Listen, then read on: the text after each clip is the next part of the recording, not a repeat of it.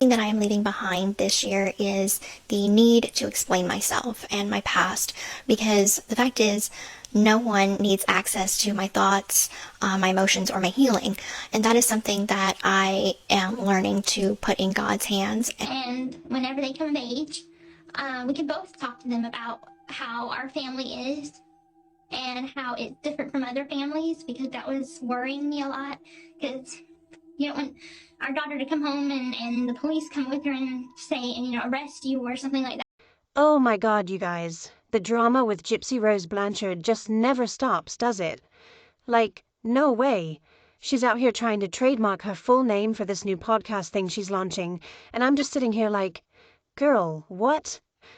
Apparently, reports say she's filing through the official trademark office, specifically for podcast production, talking about how growth means protecting your work, your voice, your future, all that. And honestly, I get wanting to secure your brand, especially after everything she's been through and now blowing up on socials. But low-key, it feels a little, I don't know, defensive. Like she's thinking this is going to stop people from discussing her story or something. Newsflash, honey, a trademark doesn't silence opinions or reviews or us chatting about public stuff online. It just means nobody can slap your exact name on their own podcast and pretend it's you. Which, why would anyone even want to do that? No one's out here trying to impersonate for clout like that. So, yeah, it's kind of pointless in my opinion, but go off, I guess. Have fun spending that money. Gypsy Rose has posted this. My name is officially in the process of trademark registration through the United States Patent and Trademark Office for podcast production. Growth means protecting your work, your voice, and your future. Onward. And this has sparked a pretty big conversation. A lot of people assume that she is doing this to stop videos about her being made. However, did you know that filming has the #1 spot whenever it comes to freedom of speech? So it won't really do that. If somebody tries to say Gypsy Rose Blanchard endorses this or produced with Gypsy Rose Blanchard, it would protect that. Or even the true story of Gypsy Rose Blanchard. However, if somebody wanted to make a show called Gypsy Rose Blanchard, a true crime, or the Netflix series Monster, Gypsy Rose Blanchard, that would not be protected by this. And I think that she did this because of what Becca and Lori are doing, thinking that she would be able to stop a show. And maybe she was advised by her lawyer to do so. But if he was my lawyer, I wouldn't hold much stock in what he says. Because everybody's always like, oh my God, he was such a good lawyer. He got her 10 years for her murder. But he wasn't a good lawyer. The DA was just lazy in my opinion. Not to mention, whenever he did try filing a suit against somebody, my understanding is he filed it in the wrong courthouse. Make that make sense. Anyways, I'm not worried about this trademark, and I don't think that others should be either. But wait, here's the thing. She posts all this about nobody needing access to her thoughts, her emotions, her healing journey, and then turns around and starts a whole podcast where she's spilling everything. Make it make sense. Allegedly, this is her way of controlling the narrative now that she's free and building this new life. Fair enough, right? She's been through absolute hell with the abuse and all that. But at the same time, there are so many inconsistencies popping up that people are calling out, and she's just not addressing them head on. It's like she wants the platform and the attention, but only on her terms. Real talk, I cannot with the hypocrisy sometimes. And now with these resurfaced videos and records coming out, it's stirring everything up again. Okay, so let's dive deeper because this story is wild from the jump. Remember how Gypsy met Nick Godejohn online back in the day? They were texting non-stop, thousands of messages. And girl, some of those old exchanges are just intense. Apparently, around holidays like Valentine's Day, she'd send him these super flirty, provocative videos, trying to keep things spicy even though they were long distance. Hey, Gypshit, did you realize that when you applied for your trademark, that was all going to be publicly accessible? And now I have your phone number. I see you used Christy's address to register it with. But yeah, all your info, hun. And it's extremely easy to find. Extremely easy. Google search your name and then the word trademark and then it comes right up. Right up. I literally am not going to show everything, but I have Christy's address, your phone number. Honey, I don't think you realize what you did here today.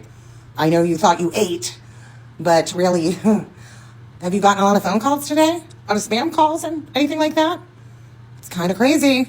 I mean, literally, I'm not going to show your address and stuff, but everything, girl. Everything. Everything you put on that application, we can see. Did you know you were doing that? Oh, honey. It's like you try so hard and you fail every single time. But then Nick would hit her with these long, detailed paragraphs, like full-on essays about what he wanted her to do, how it would make him proud, all this controlling vibe wrapped in sweet talk. He'd be like, "Sweetie, give me details and I'll have ideas for you," and end with "P.S.," reminding her to reply so he knows she read it. And her responses, short and sweet, like, "Okay, my king," or just quick apologies if she felt she messed up. It low-key seems like she wasn't fully engaging the way he expected, you know? He'd get frustrated, sending follow-ups about hoping she doesn't disappoint him again. Imagine pouring your heart into these messages and getting bare minimum back. I'd be annoyed too, but also red flag city. Their dynamic was so uneven, and allegedly she only ramped up the attention when she needed something from him.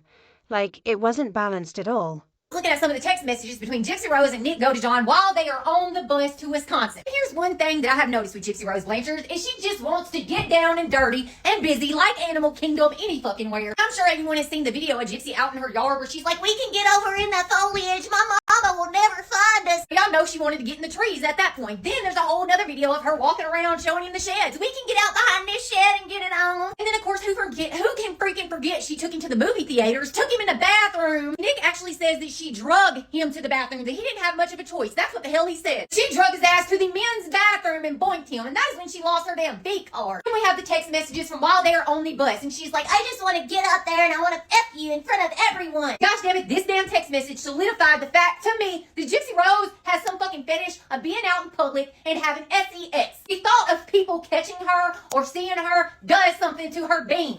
And speaking of Nick, let's talk about how things went down with his family during that whole nightmare.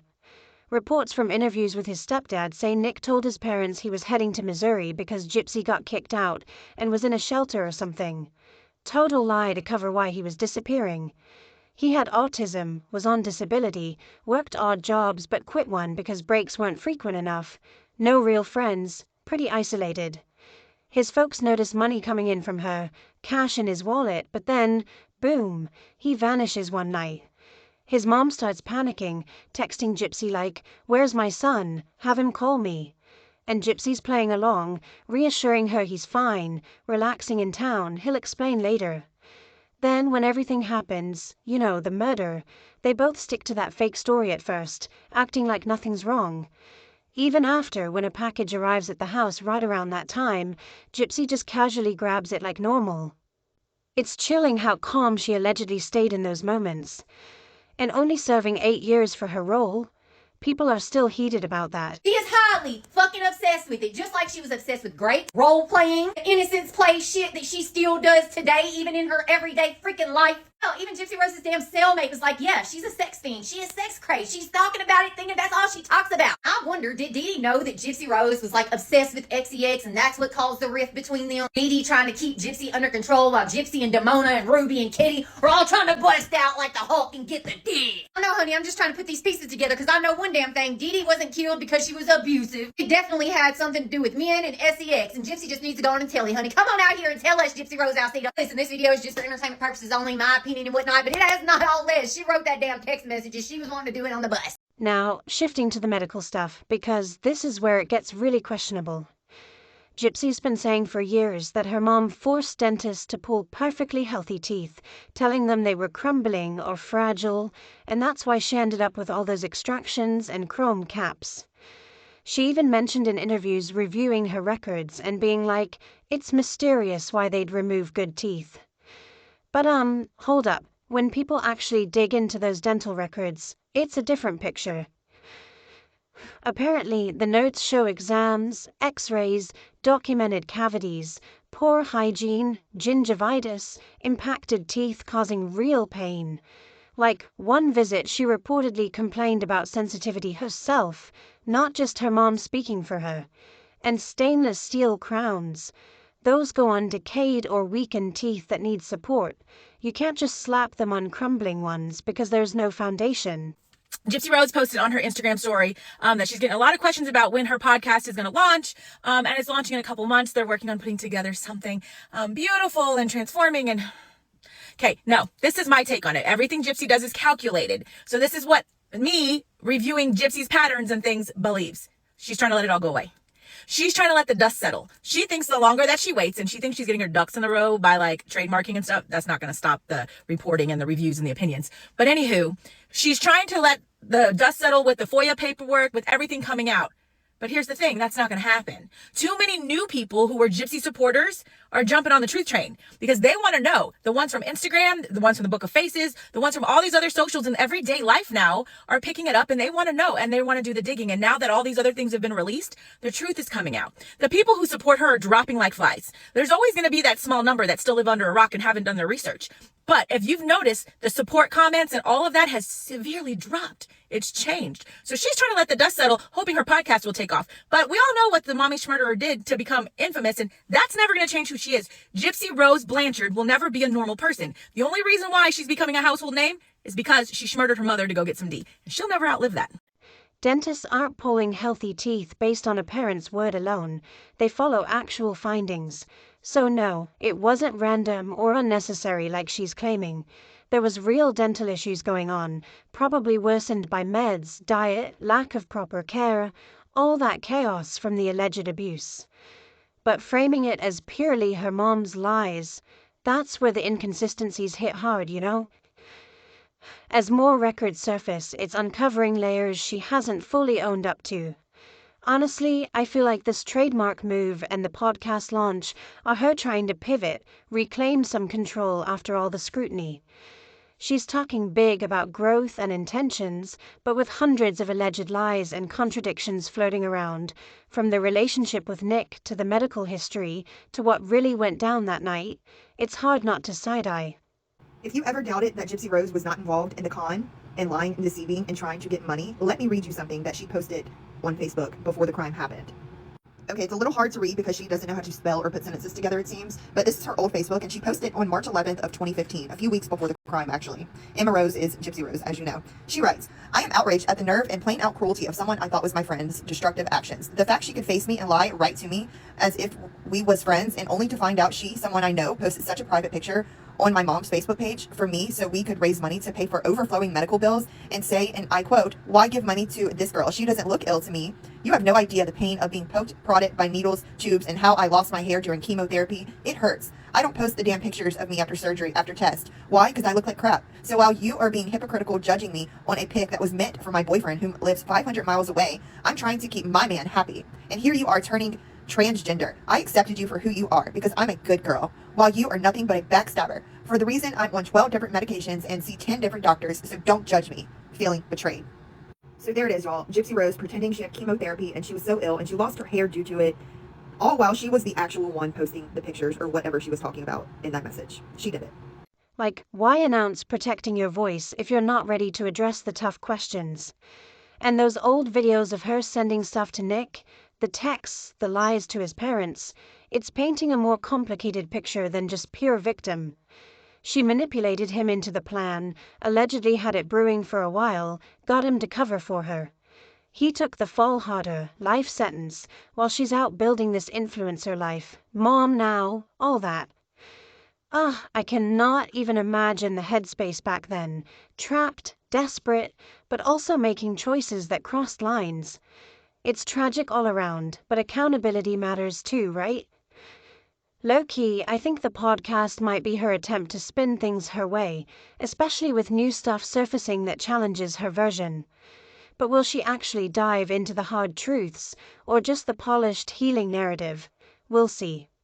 Gypsy Rose was so obsessed with having a daughter that she even planned her mother's murder around the entire time she was ovulating so she could have a baby with Nick. In these FOIA documents, Gypsy Rose's Facebook posts and messages were released, and Gypsy Rose was posting that she wanted to have a baby so bad that she was planning on having one in the spring, right at her mother's murder.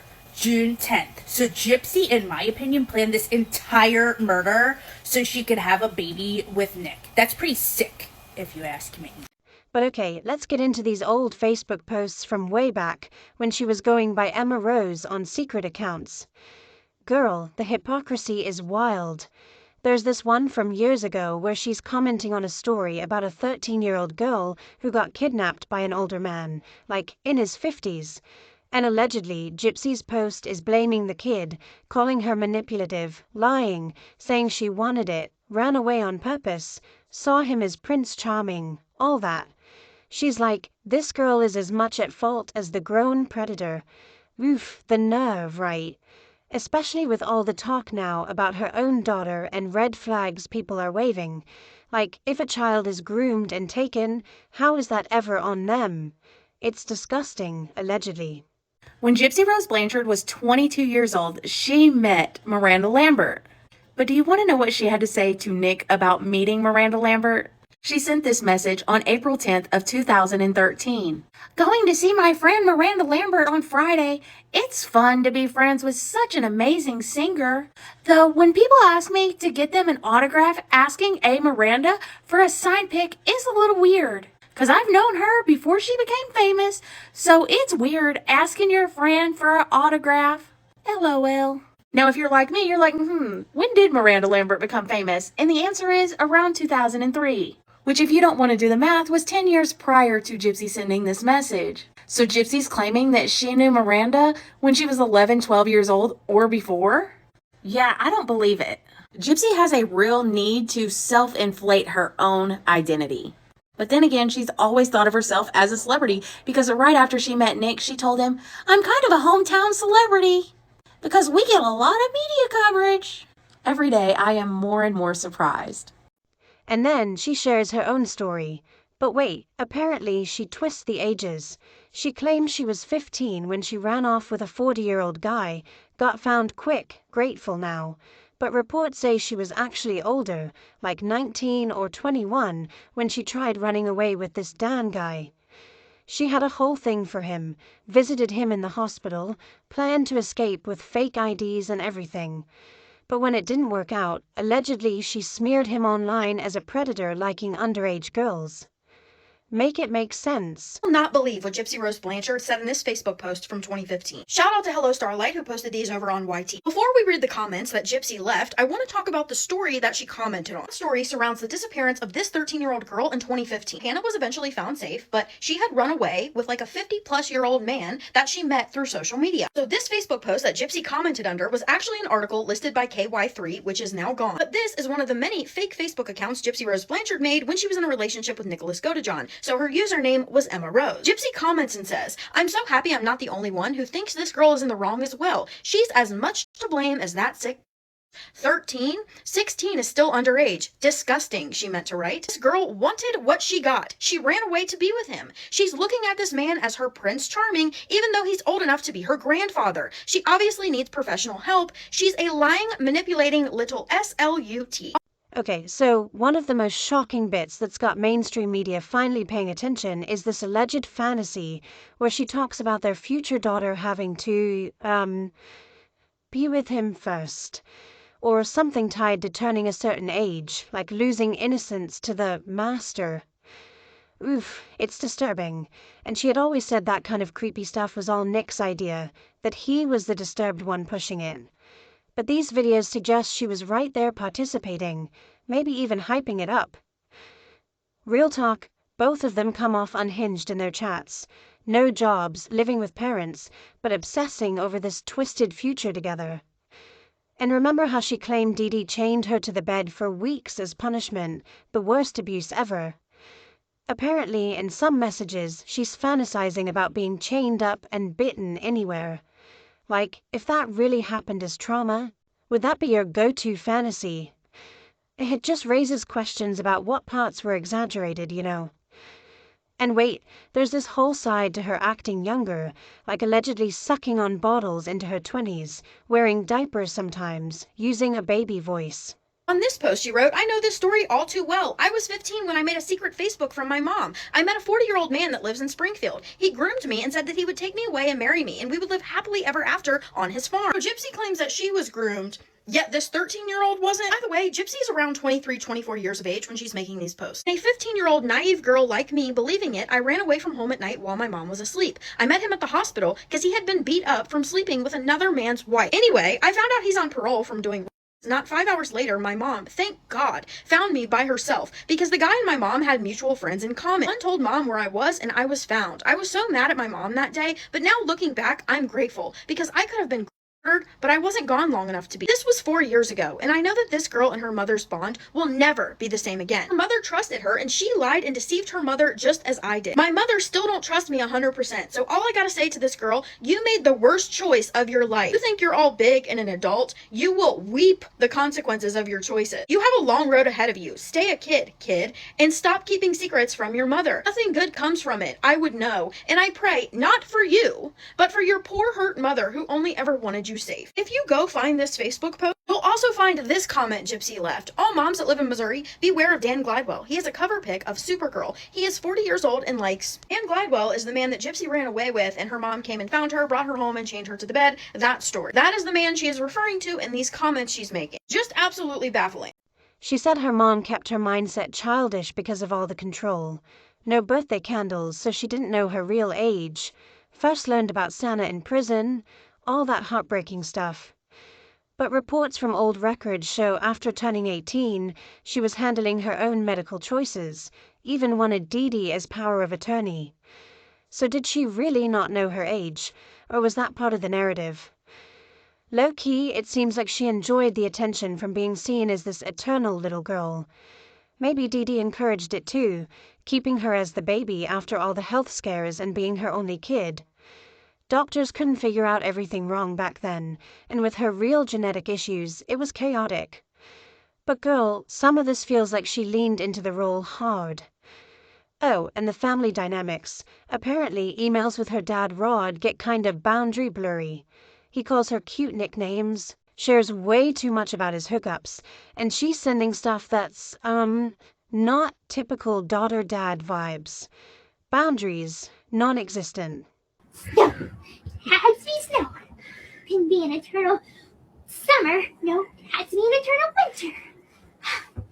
Elsa! Elsa! Wilkins Trading Post.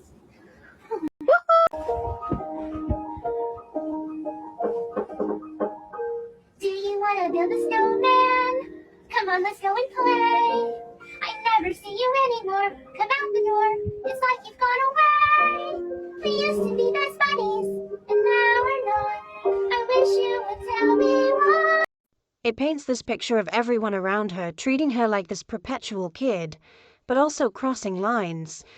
You guys, these videos don't show someone begging for escape or looking abused. They show her performing characters, happy in the moment, switching personas. One has her in full cosplay mode, acting out scenes, and allegedly she admits things like refusing to walk for years as a kid, making Dee Dee think she needed the wheelchair. Combined with the medical docs proving her chromosomal stuff was real, leading to actual procedures, not all fake, it complicates the full everything was a con story. No one's saying Dee Dee didn't allegedly go overboard with the sympathy scams, but maybe Gypsy was more aware and active than she's let on. And now, with her out for 2 years, mom to little Aurora with Ken, they're still together building family life, no split that I've heard. She's doing the podcast thing, reflecting on being messy before. But these drops are hitting hard. People worried if old patterns could affect her kid. Like if the next guy has weird ideas, would she go along? Gypsy, Gypsy, Gypsy. Her lies are coming out one by one, and the more we spread the truth and the facts, the more it gets noticed. So don't give up. Keep spreading the truth. Remember when Gypsy just kept sending Nick all these provocative videos? Well, let's take a look of him responding to her videos. And I'm talking about the Valentine's Day videos. This is from Nick texting Gypsy in 2013. Darling, please give me a lot of details to this message you give me, and I may have interesting idea for you to do Valentine's Day. And this idea will require you to bring out your more creative inside yourself, sweetie. Besides that, honey, you'll make me more than proud of you if you do all I have in mind for Valentine's Day. And yes, sweetie, it is a lot of work. She's called herself cold sometimes, even allegedly joking post-murder about getting away with it or girls going missing. Ugh, I cannot. It's chilling. Honestly, trauma doesn't excuse everything, but it explains a lot. She served her time, took the plea, while Nick's locked up forever. But these clips make it clear she wasn't just passively manipulated. She was all in on the planning, the fantasies, the escape. Dee Dee allegedly raised a complicated person in a toxic setup, and now the world's seeing more layers. That is worthy of it because, as you probably would say, my smile is priceless. So you would do anything to see me smile. And that is why the thing you do for Valentine's Day is always going to be different than other holidays, sweetie.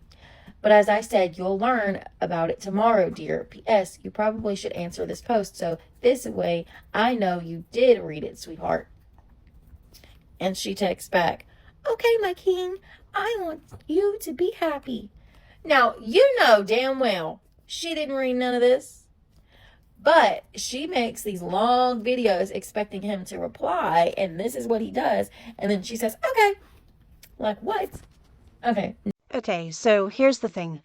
Gypsy has always said the media would never turn on her, that her story as the ultimate victim would hold up forever. But girl, listen, that's shifting fast. Multiple big news sources are running with these releases, highlighting the parts that make her look way more involved in the twisted chats than just being manipulated. And apparently, it's all tied to concerns that popped up about her kid's safety and some medical docs proving she has this real genetic thing going on. Low-key, it feels like the narrative is cracking a bit, you know? She served her time, owns her part, but these old videos are painting a picture of someone who was super into performing different characters, dressing up in wigs, acting out scenes, all while supposedly being so controlled and isolated. And speaking of wigs and hair, okay, but wait, I've been thinking about this shaved head story a lot lately because something just doesn't fully add up for me.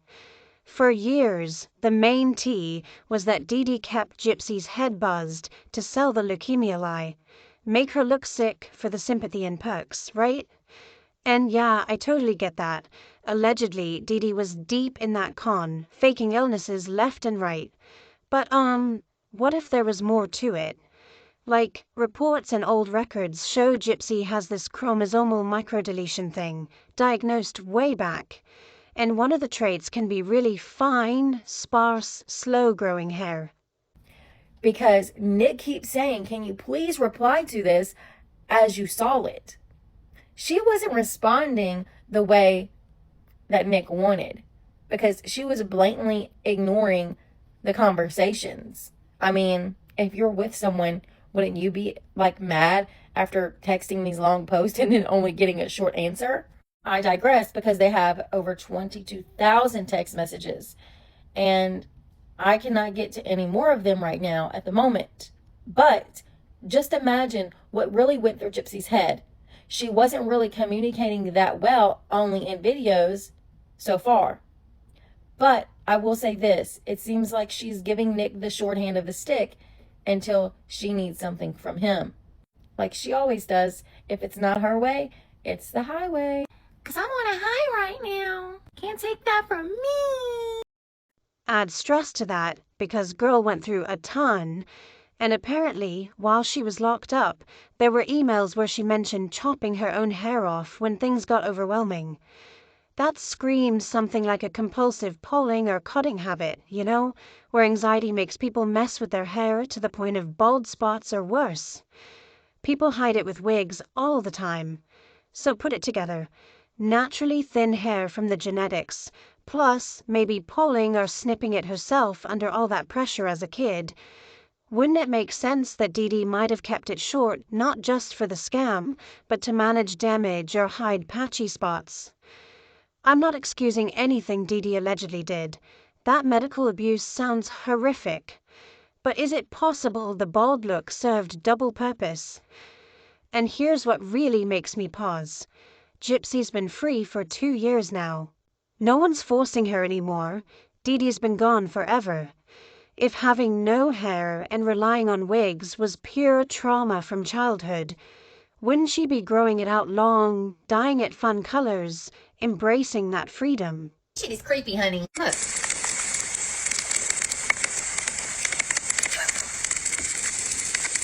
My dead ass thought she was gonna pull a little move out of the crap. I ain't even gonna lie, honey. What the hell is this? What is going on? Why at the end did she do all this? Is she hexing somebody? Hey, look how she's looking at us, and then she got her little Bible verse down here. Peace I leave you with, my peace I give you. Girl, peace where? In them eyes, I think not, honey. This is not getting peaceful. This is giving I put a tongue in a jar with some of my monthly and buried it in my front yard. I'm coming for your ass. What is going on here? Why does it look like her face was copy and pasted onto her body? You see what I'm dying? And I'm not sure what's going on, but I'm just going to tell you, Happy New Year. 2026 has woken up Gypsy's spiritual side, and you guys better watch out. I don't know, maybe Gypsy just watched the crap, and honey, it just lit a fire under her. I'm not sure what's going on, but this is not giving anything about peaceful. This is giving some creepy, I live under the bed, in your closet, I'm the boogeyman type shit.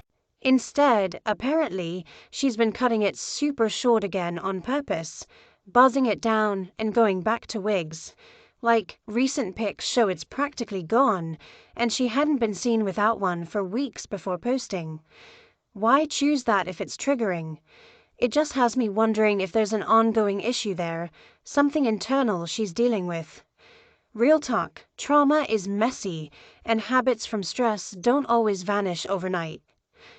Anyway, shifting to the now, Gypsy just dropped her own podcast right at the start of the year, talking about getting her life together, being less chaotic on socials, all that reflection stuff.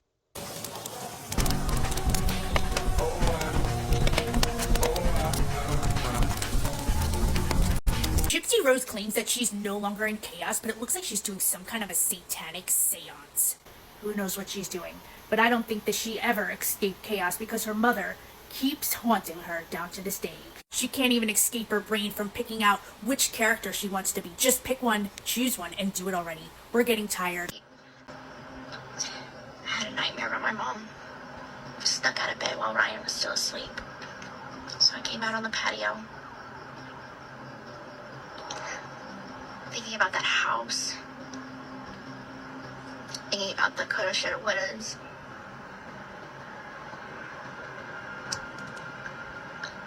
It's not easy to live with, guys. She admits she's been pretty wild since getting out. Messy decisions, drama with friends, and now there's this big faith angle.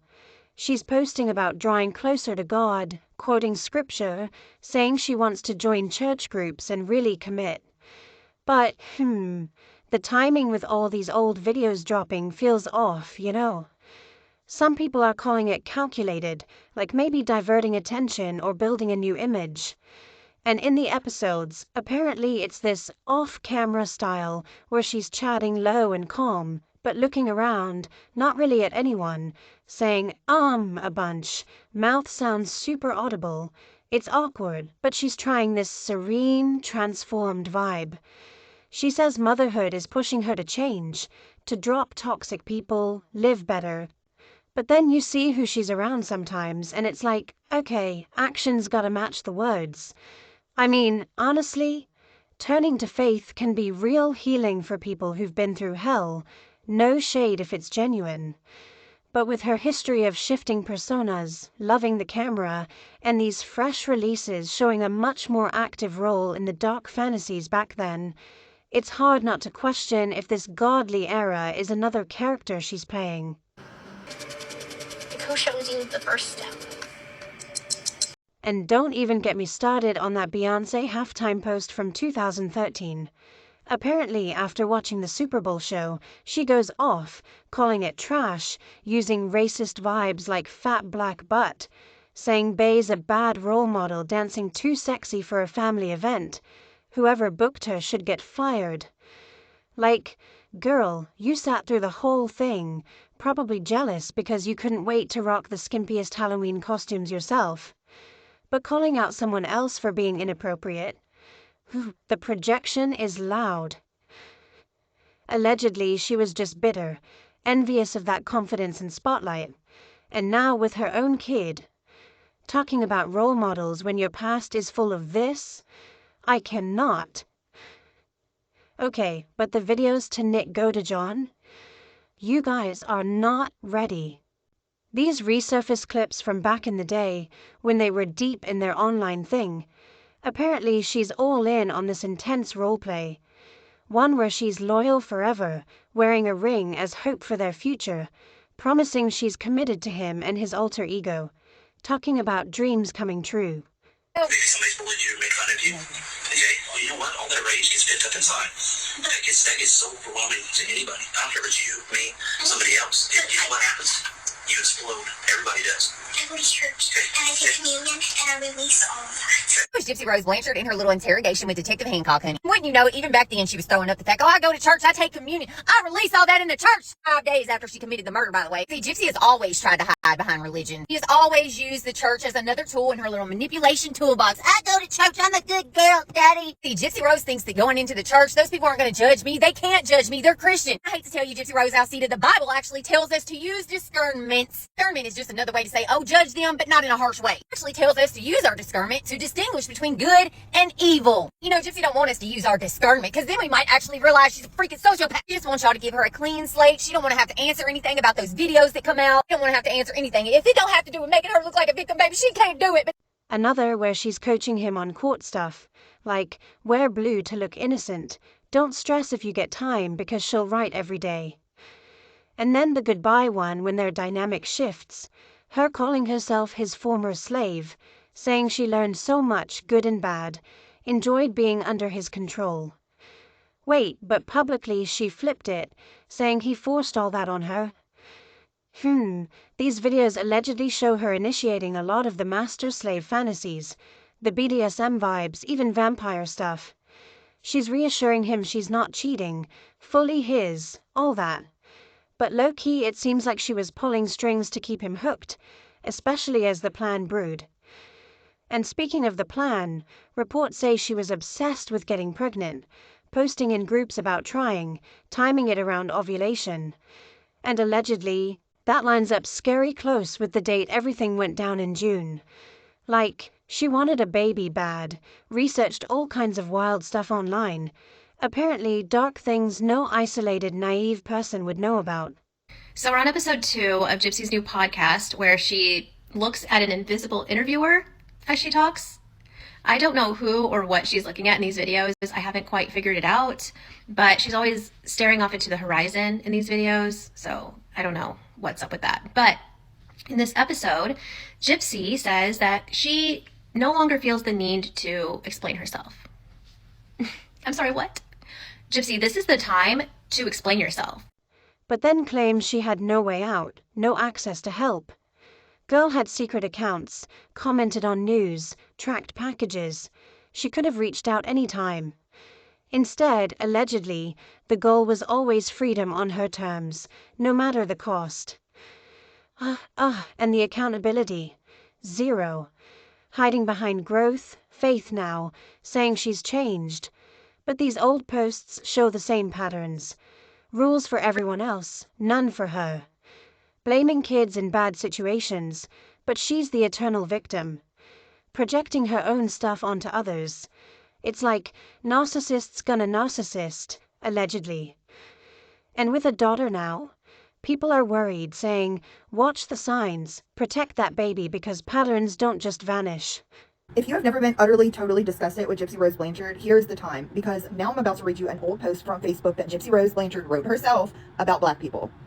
So Gypsy says, also, I am no racist, but I know black people. I have lived my whole life around them. I know how they think. It's all money, money, and his parents won't be satisfied with a fair trial. They will sue a civil lawsuit against the state, the police, and the town to try to get some money out of it all. Like that will bring back their son. No amount of money does. They was trying to paint this boy as an innocent boy, but he robbed a store. He not only charged at a police officer, but he was punching him too. So no, neither was innocent in this case. If you don't know who Gypsy is referring to about that, she's talking about Trayvon Martin, or Travion Martin. I can't remember how to say it. That's a whole nother video in itself. Go look it up if you don't know what I'm referring to. But I am completely, utterly disgusted, not only because I myself have a mixed daughter, I have mixed grandchildren. So, Gypsy, now we know how you truly feel about black people. Honestly, this whole saga is tragic mixed with toxic. Abuse allegedly warped her, but the choices after? Manipulating Nick into taking the bigger fall, twisting stories, seeking spotlight while dodging hard truths. She's outliving this influencer mom life, but these leaks keep showing a different side. Low-key scary how charming and innocent she comes off, using that to navigate everything. Anyway, that's the latest deep dive into this never-ending drama. Messy doesn't even cover it. What do y'all think about those old comments and videos? Hypocrisy or what? And the concerns for her kid? Valid. Drop everything in the comments, like seriously, where are you watching from and what time is it there right now? Share your hot takes. Hit like if this tea hit different. Subscribe with notifications so you're caught up next time, and yeah, sending love. See you soon. Mwah.